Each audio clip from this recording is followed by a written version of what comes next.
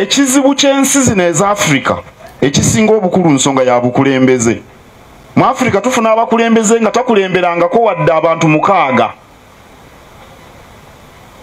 Wadde abantu mukaaga talina gye yali abakulembeddeko oba mu ssomero oba wa wonna. Naye ne yeesanga mu kifo ekyo mu budde obwo nga yakulembera. N'avuya. Ebizibu bya Africa si langi ya lususu lwaffe. Nsonga ya bukulembeze. Baddira ekigaali abakulembeze ba Africa ne bakiteeka mu maaso g'embalaasi.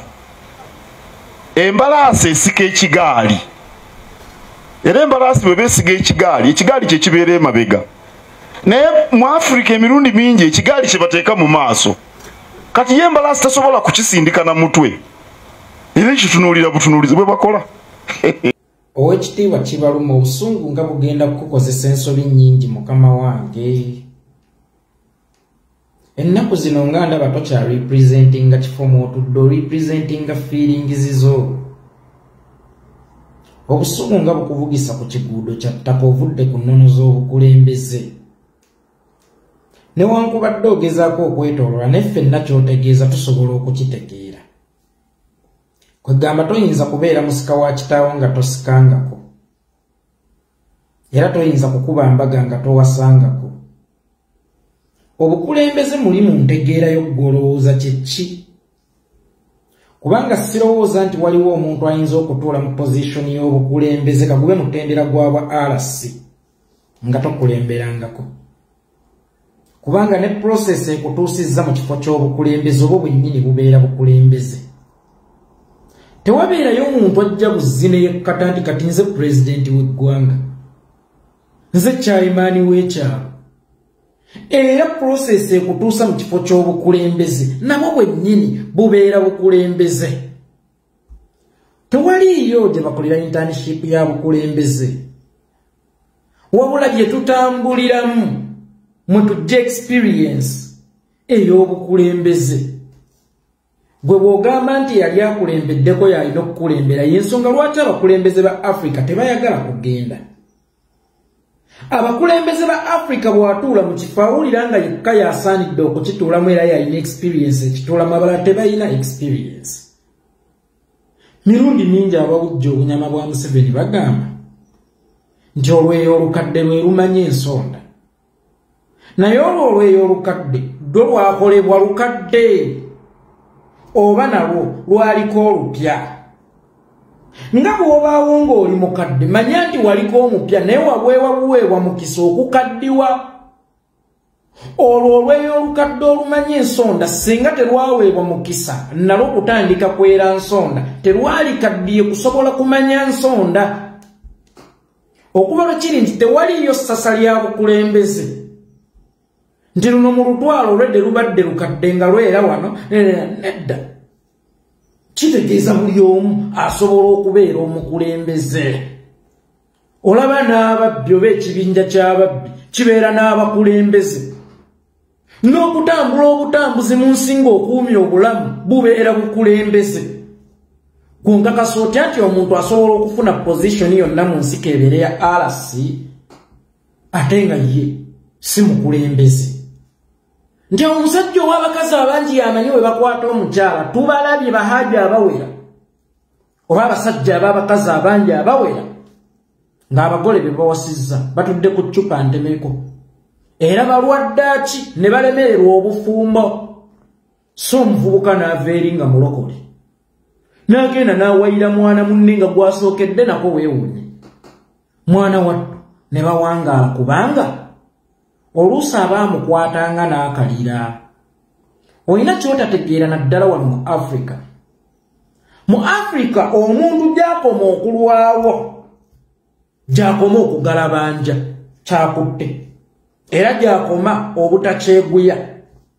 Nga naawe bw'onaabeera nga toyina mulimu gwa kukola n'okeera ng'okugunoonye era ng'olayira nti bwe nnaafuna omulimu ŋŋenda kubeera munyiikivu. Bw'omala okugufuna n'ogetinga used ku gwo nga ne babbosi baabo okuntikko obakwanye bafuuse bakwano bo otandika okulaba omulimu ng'ekitagasa era otandika okugukwata ng'ekitagasa n'okugugalabanja. kakati gweze embozi zolimu ezembalasi ezendogoyi mu Afrika mwonyumize ezembozi zedda ezembalasi ezendogoyi ng'omwana omuzaala n'atuuka okukaddiwa nga tafunye mukisa gulaba ku ndogoyi esika kigaali kakati ate ebyokulabirako byoleeta mu Afrika ebyo byokulabirako birungi mu bazungu gye bakuuma ebyabwe ebyedda naye mu Afrika gyonyumiza emboozi z'endogoyi nedda ssebo ow'ekitiibwa kibaluma ensonga zijjeemu obusungu ensonga zijjeemu obukyayi kubanga ennaku zino tokyarepresentinga position mwoli oba office mwotudde era mukuuma ddamula kakati ennaku zino representinga busungu bwo olowooza nti kati twogera ne Mayiga omwana wa taata we ne maama we twogera n'ow'ekitiibwa Katikkiro twogera na Mayiga atudde mu office ey'ow'ekitiibwa Katikkiro era bw'obanga oyanikula sooka ogende nga mukinaabiro onaabe weenaabuuleko feelings ezo ezikujjudde ku mutima ojje ng'oyogeranga Katikkiro era ng'owuliziganyanga Katikkiro eyo ne weetooloola omuntu yenna okumuwa ekifo ky'obukulembeze nga takulemberangako aba agenda kudibaga ate aba yakituuseemu ate atakulemberangako omanyi process ekufuula omukulembeze oba omanyi process efuula sukaali nti sukaali bw'omujjanga kumumuwa eno gye bamukolera n'omutuuse waka sooka omutereka omwezi mulamba asobole okubeera omukago omanyi emitendera mwayise okufuuka sukaali anywebwa oba alowooza avudde mu byeri n'afuuka sukaali anoonya abeera yavudde mu bikajjo omuntu yenna afuuka omukulembeze aba asuumuuse process ey'okubeera ekikajjo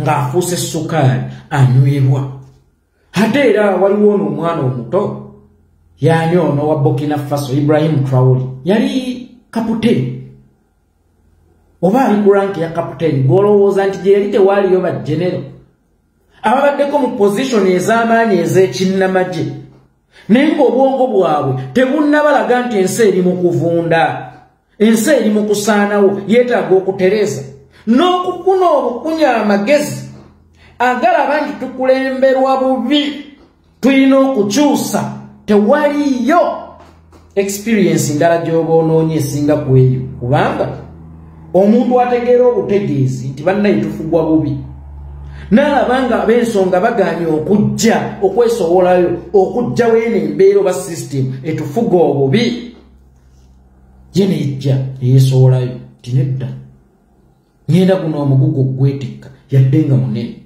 bino byonna byagenda okukolera mu kulembeze bibeera byangu nnyo kubanga decision gye yakola yokka yebeera yali esinga obuzibu era emufuula omukulembeze ow'ekitiibwa Katikkiro naawe oli munnayuganda naye wasoma naawe olina ndagamuntu naawe oli qualified okwesimbawo ku kifo kyonna eky'obukulembeze gw'omugezi ennyo amagezi go bwe gaba gakulema okukulaga nti tutambulira mu sisitimu nfunze nnina okugirwanyisa toyina ngeri gy'ozoleyamu abo bazze kugirwanyisa kubanga ow'ekitiibwa Katikkiro ne Katumba oyo akusinga ensa agambye mbu yeeko ki ow'ekitiibwa Katikkiro ne Katumba oyo akusinga ensa kubanga mu buto bwe ne mu butamanya bwe waakiri yamanya nti tufugwa bubi era tulina okukyusa system ne yeesowolayo kakati yona eyeesowolayo tayinza kubeera fala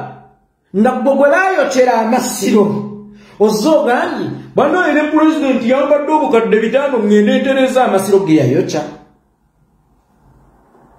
ku baana ba Buganda abattiddwa nga mwe muli n'abakulembeze ba Buganda nga n'akyasembyeyo lw'omwe yakubwa masasi nojja n'otugamba nti gavumenti yatuwadde obukuumi mbu twesige ggwe ow'ekitiibwa Katikkiro si bwe biba bwe bityo si bwe biba n'okufuna obufunye ekirowoozo era n'okikulembera obwo bubeera bukulembeze kangeeze Kyagulanyi nanfuna ekirowoozo ntufugwa bubi twetaaga okukyusaamu ekirowoozo ekyo n'akikulembera n'agamba ngenda kwesimbawo bw'awangula toyinza kubuusa busanga ejagenda kukulembera gwe yalemu okufuna ekirowoozo ekyo ng'ate olowooza otegeera nnyo. Oba ntegeerekese bulungi? Obukulembeze kubanga kuzaala si mugagga yekka yakuza. Nedda n'omwavu azaala era n'akuza. Kakati n'atakulemberangako atuula era n'akulembera bulungi. Omuntu atakulemberangako.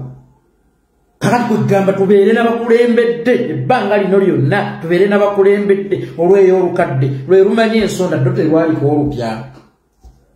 Kukiba bwe kityo mu Abaganda Dr. Apollo Milton obote mwali mugobaganya waki muleeta ono atakulemberangako.